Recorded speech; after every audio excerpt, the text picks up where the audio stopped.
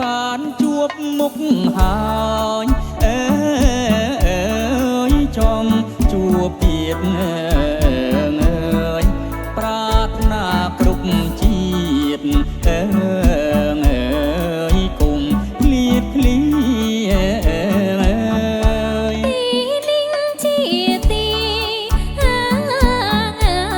ព្រះរាជដំណាងមិនមែនជាធ្នាងទាំងស្នេហា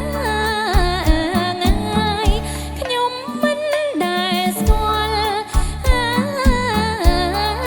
គ្មានត្រូវការមិនស្គាល់ស្នេហាថាអ្វីពិតបាននាងមិនស្គាល់ពីងស្នេហា